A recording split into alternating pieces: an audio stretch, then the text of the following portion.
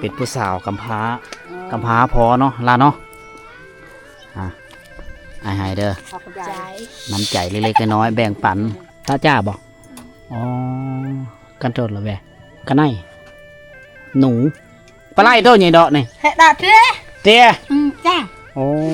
เตี้ยนี่แมนมักโทแห่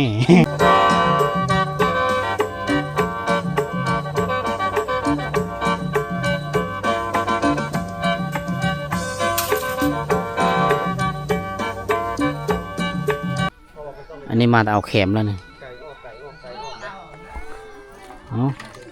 เอาลูกสาวบ่คนนี้นะฮะก้อนบ่นี่ละม่อนบ่อ๋อได้เต็มมานี่เลยมันนี่เนาะ ผู้สาวอายกระมูนบ่ปีนาวอ๋อหลานกระยานโอ้บ่นั่งเจ้าบ่ไปเอานี่ล่ะเพิ่นอายกล้อง ไอ้กล้องสงสัยเพิ่นนี่แหละไปเอาเนาะแม่นเอามาแล้วลิดเป็นกิ่งเป็นงาเอาไปตะบาทนี่กระมูนไหนกระมูน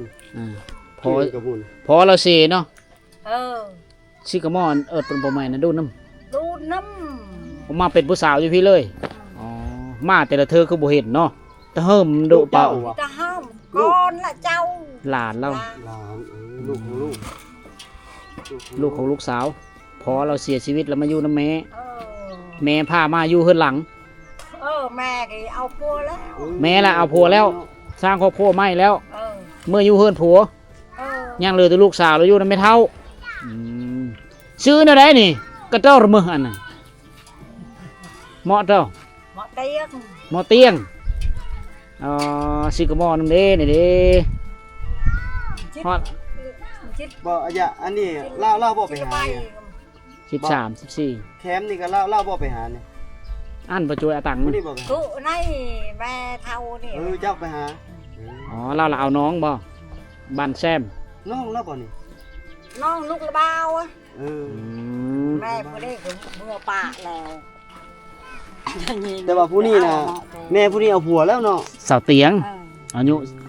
ประมาณ17-18 ปีแล้วเนี่ยชิมบ่ฮอดบ่13 ปีเข้าชัยนำครัวเฮา13อ๋อเรียกมาพี่ดูละติ้งตอง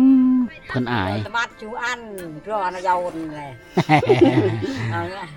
เอาบ่ผู้บ่าวน้องเพิ่นยังอายครั้งแรกที่เจอกองลูกกกบ่นี่ลูกกกก่อนกรุงบ้านกรุงใจอ๋อกลางผู้กกเสียผู้ที่2นี่อันนี้สเตียงน้องเราจะคนน้องจะคนมันแม่มันอยู่กับเฮาคือคนมือนึงแม่มันเอาผัวใหม่เดี๋ยวนี้ที่ไล่3 คนลูกดกอลิสัน3 คนเอาผัวใหม่เจ้าบริยกมืออยู่นำแม่บ่ฮะบริยกมือแม่มือบ้านไหนบ้านตะนางโอ้บ้านตะนางเอาผัวบ้านกะหารเอาผัวอยู่บ้านกะหารพูดแล้วโน่แคมแสดงพูดแล้วเจ้าบริยกไปนำแม่เจ้าบ่อยากไปอยู่ออกมาซอยวิพบแม่เท่าเนาะอยู่นำแม่เท่าจนใหญ่จนเป็นสาวเลยมื่อนี้มือทบีแคมนี่มันอยู่พอมันตายปลาถึงมาเป็นผู้สาวยืนไม่เท่าเลยนะสาวบ้านสะดึงสาวเตียงคนขี้อายเนาะโอ้ครั้งแรกได้เที่ยวครั้งแรกเลยเคยเลยล่ะ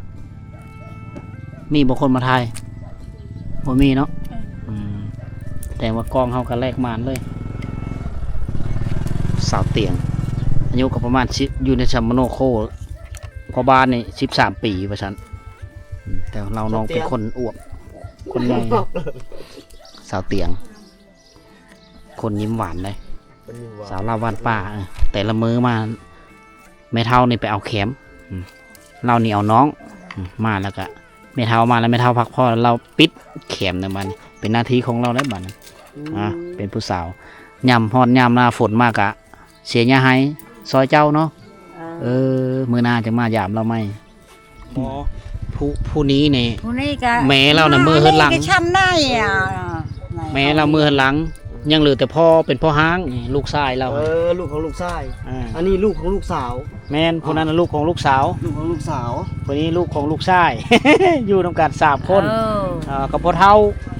พอเท่าก็ สี่คนบ่ แล้วเฮา แต่ก็เลี้ยงแต่ยัง เป็น น้อย ไม้ๆ สิเจ้าอยู่3คนเดี๋ยวนี้ไปหน้าเนี่ยได้ชนวนแน่ เฮ็ดไป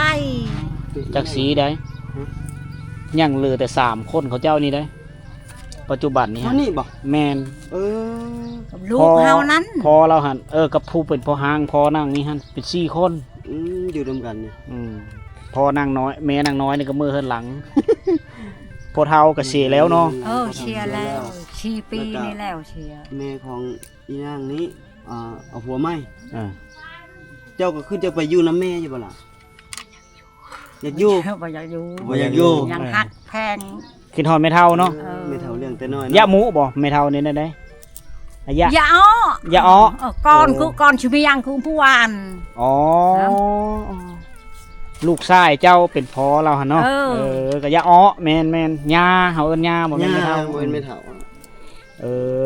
เจ้าพ่อแม่เราจังมื้อเด้เนาะพอเสียแล้วก็มื้อ ใครจะอยู่นำ พอเสีย วัฒนธรรมของเขานี่คือมีผู้สืบแล้วก็มื้อ ก็เลยมาอยู่น้ำแม่เท่าเลยเนาะมาอยู่น้ำยาเลยเนาะ อยู่น้ำยาเลย แต่ยังซ้ำนี่ ซ้ำนี่แหละเฮาเรียน แต่ซ้ำคนนี้ แสดงว่ากำพร้ากับกำพร้าอยู่น้ำกันอยู่เนาะ แม่นผู้นั้นกำพร้าพออันนี้เชื่อแม่ยังหมดแต่แม่มือข้างหลัง อายะกับกำพร้าผัว อายะพัดกำพร้าโผกำพร้าโผเนาะโผตายปะโอ้ยเฮอไหลไข่ย้อย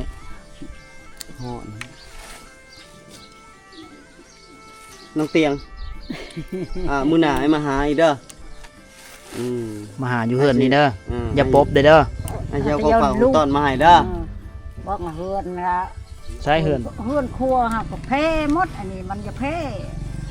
อ๋ออันนี้บ่เฮือนโคเจ้าแต่งอยู่โคกินอยู่นี่ นอนเนี่ยลูกพอนี่ อ๋อผู้เป็นพ่อหางนอนอยู่นี่แม่กับหลานสาวนอนอยู่พุ่นหลังนั้นเนาะอ๋อเป็นเฮือนเป็นอยู่ดีได้ก็โอเคอยู่มีกมะพร้าวพร้อมวิวธรรมชาติงามอันนี้เฮือนคือเฮือนโคแต่ว่าขาดผู้เฮ็ดเวะนะครอบโคไปภายไปมันเป็นผู้สาวกำพร้าพอเนาะลาเนาะไอ้ไฮเด้อน้ำใจเล็กๆน้อยๆแบ่งปันมาเมื่อนาจะพบกล้องไหนโทรศัพท์ก็บ่มีเนาะ บ่มี คันจะติดต่อหาก็ติดต่อไม่ได้เลยเนาะ อยากได้โทรศัพท์บ่มีเงินอยากจะหาอย่าง อยากมาหาน้องเตียงแล้วมาหาอยู่เฮือนอย่างเดียว ติดต่อบ่ได้โทรบ่ได้เนาะบ่มีโทรศัพท์บ่ได้บ่มีโทรศัพท์ แต่อีตนน้องเพิ่นใช้ชีวิตอยู่กับแม่ยาทุกคนนะพ่อนี่เสียชีวิตแล้ว ช่วยมันนะ แม่เฉอะเมื่อเฮินโผเอาโผไม่ยังเมื่อเฮินโผเอาไอไปก็เด้อบายบายเด้อเมื่อหน้าเจอกันไหมกันโตจ่าเนี่ยจ่าแมงเบิดเสียบ่เอาไปตักน้ำเลยนี่โอ้กินข้าวไปพร้อมเลยพร้อมก่อนเต้าเอ้ยอ๋อยำข้าวให้ลูกเยอะพูดได้บอกเขาเจ้าไปตักน้ำไก่เด้อไปตักอยู่ยอดโฮยนี่ได้สภาพเพื่อนสารบ้านสองเขาเจ้านี่เขาอยู่แบบนี้นะโซหลายนี่น้องกันอยู่นี่จุ่มเจเดียวกันแล้วก็เฮ็ดเฮิร์นปุ๊กเฮิร์นอยู่ติดกันเลยบรรยากาศยามเช้ายามแรงจะเห็นแหละกิจกรรมนี่ไม่ยิ่งแล้วลงมาต่ำเข้าต่ำอยู่นี่จะเป็นเล้าเข้าเขาอยู่นี่จะเป็นเฮิร์นแต่งอยู่โคกินเฮิร์นอยู่เฮิร์นนอนพักผ้าอาศัยเป็นบ้านที่ติดมีไก่จากเส้นทางรถไปเลยทุกคนนะประมาณ500 เมตรประมาณนี้ก็จะฮอดหมู่บ้านสะดึงก็เป็นบ้านของชนเผ่าบรูเดี๋ยวเขาเขียนเสื้อฟ้าเฮิร์น สร้างแปลงรถจักร ที่จริงล่ะที่ว่าสะกดถือตามภาษาเฮาล่ะคือสร้างแปลงรถว่าจะซันซะแต่ก็มีพ่อได้ตั้งหารได้เขาเจ้าก็เปิดแปลงอยู่กองตารางเฮิรนแบบเล็กน้อยพ่อโซข้าวพ่อได้แก้ไขชีวิตการเป็นอยู่นะรถเพลือเพกับแปลง ประกาศไว้นี้นะสร้างแปลงรถบอกขี้เก็บเต็มอยู่เขาเจ้าตักเขาเจ้าต่ำเขาอันนี้แม่นคกบูฮานนะตัวนี้คกดังเดิมตัวนั้นคกชิมังนะเฮิรนซ่านบ้านซ่องนี่ยังเป็นดังเดิมเป็นเอกลักษณ์ของชนเผ่าบรูนะแถวบอกการใช้ชีวิตแบบดังเดิมเด้ออันนั้นคือเส้นทางที่เขาเจ้าไปเอาดอกเข็มไปหาหน่อไม้เด้โอ้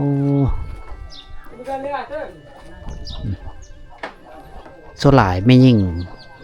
ผู้ที่ใหญ่ๆเลยนะจะอยู่เฮิรนเอาน้องพ่อกับแม่นี่น่าจะไปเฮ็ดศูนย์ไปให้ทางศูนย์ประมาณนี้หรือแต่ลูกผู้ใหญ่ได้นะต้องได้เอาน้องนะ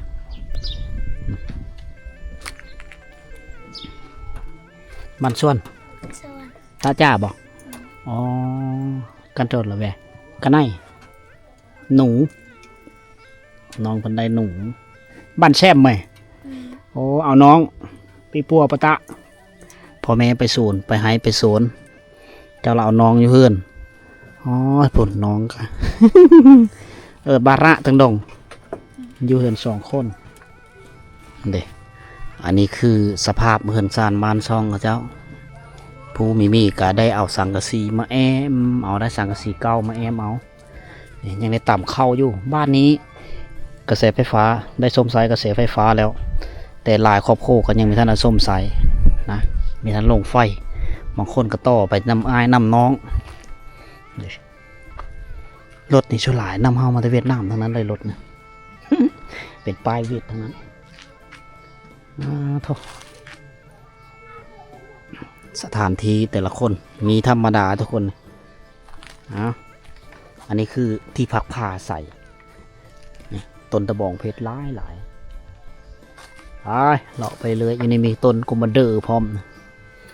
กระปุกมังก่อนเต็มอยู่นะหามาแต่ป่าแต่ดงแล้วก็ตะไปในนี้ได้มันแห้งแล้วก็ไปขายสร้างเลยครับเขาจะมีเวลาหาเงินแต่ช่วงที่เขาจะดอกแคมบานนะดอกแคมบานแล้วคือเป็นเงินเป็นคำล่ะแต่ละคนก็หันหน้าก็สู้ป่าสู้ดงขึ้นภูพอละนะเห็นบอดอกเข็มการกิ่งมันก็จะป่าเต็มอยู่นี่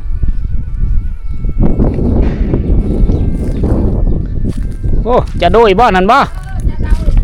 ระแวดเจ้าเอ้ยจะเดืออ๋อกินส้มพักเดือแล้วคือส้มพักกินมักโทแห่พร้อมจู่แต่อิดเตี้ยบ่คักเนาะอันนี้เนาะปลาไหลเท่าใหญ่ดอกนี่เฮ็ดดอกเตี้ยจ้าโอ้เตี้ยนี่แม่นมักโทแห่บ้านมักโทแห่ภาษาเขาจะเตี้ยเดือแล้วคือส้มพักส้มผักกาดอ๋อจูเตโร่ได้เนาะจูเตตะมาแต่หายแล้วโอ้ยผู้น้องนี่ก็ไปน้ำปื้อนี่ไปนะอ๋อไหลไข่ย้อยเนาะอ๋อได้มะเขือลายปลูกอยู่สูตรเลยบ่ปลูกอยู่ไห้มาต่อคักอาหารเที่ยงเขาจะกินข้าวมาแต่เฮ็ดมาแต่สูตรมาแต่ไห้แล้วก็กินโอ้ครับบ่เป็นจูงเอาเนาะบ่แม่นบ่ตะดังครับตะจูงเอา พูนปล่อยลงคอยบนเด้อไหลลุดลงเลยจะบ่เปิงน้ำมันโอ้บ้านนี้เงียบสงบดีภูมิสันฐานทิวทัศน์ธรรมศาสตร์งามมีต้นไม้กินมะกันหลายมีกกมะลำไยมะขามนี่มีกกพร้าวพร้อมคือสีอยู่หลายฟ้าหลายปีแล้วแหละเก้สัตว์อนวกนั่นเนาะเอาหลานอยู่เฮือนเอาหลานดงบ้านเจ้า อ๋ออยู่ซื้อๆหลานมาลิ้นนำซื้อ อืม อีย่านี่สวิงบ่แม่เฒ่า เออ เอาไว้สอนเนาะ อนนวก เอิ้นอนุบ่ อนวก อันนวกมึงให้ อืม ด่าให้เราด่านวก โอ้งามมริมาน่ะ นี่คือตัวเงินเนาะ คือต้องเงินเลย อืม ผสมพันธุ์กับเงินบ่เนาะ อืม ถึงได้เป็น โอ้ผู้หลานก็เบิ่งคักขนาดเลย เนี่ยหมกมา อื จุ ม ด อันนี้คือวิชาชีพขั้นพื้นฐานของบรรดาแม่ยิงชนเผ่า แม่นเป็นเกือบทุกคนทุกคนแหละ อืม อันนี้ยังใครแน่ยุคสมัยนี้เนี่ยเขาซื้อเอาเสือกแต่เก่าเนี่ยปั้นกระเป๋าเนาะแม่นเนาะกระเป๋าเก่านะมาพันแล้วก็มา แต่เก้าแล้วเขาปั้นเอาสายเป๋าแล้วมาสารแล้วก็ไปซ่อนเฮ็ดให้ลูกไผ่บ่ป้าอ้นกับมัน vợ cha đôi con của bạn ở trong อ๋อไปอนวกในชาติอ้นกับมัน ừ. เฮ็ดให้ลูกไผ่ไปซ่อนป่า อันนี้มันเป็นกิจกรรมแบบ được thì giá เออ ไปซ่อนป่าพอได้อยู่ได้กิน เครื่องมือหาป่าหากระปู อืม แต่มันก็เปลี่ยนตามสมัยนะแต่ก่อนเราก็เอาอันกระสอบเข่านะ เออกระสอบข้าว กระสอบนี่นะที่มันดึงออกมาเป็นเส้นได้แล้วมัน แคนขายนี่เท่าไหร่นี่ เจ๊หนึ่งเดือเบิ่นเจ๊เจ๊ bừng chệm chen โอ้แคนขาย là เออ chen ราคาเป็นเศษ100 ปลายกว่าบาท mà này là อืม tiền này สูงบ่ ยาวยาวแขนหนึงอ่ะ ừ. ราคา100,000 ผู้ สำหรับ ซื้อนี่มันพอซื้อ อืม แต่ผู้สารนี่ก็ ผู้สานี่ที่มันจากมือ ôi ừ. บ่ฮอด200 บาทซั่น เกิดหมูก็ใช้ม่อมบ่ khăn tang tạ một sải nhá อ๋อแคนสารนี่รอเดือนหนึงจังสำเร็จ ป้าเดือนหนึง 2 ซอก 100 กว่าบาทก็เป็นเงิน เดือนหนึงใช้เวลา แต่เขาก็เฮ็ดไป แต่ว่าถามว่าคุ้มค่าบ่คุ้ม บ่คุ้ม อืม แต่ก็ต้องได้เฮ็ด ดีกว่าอยู่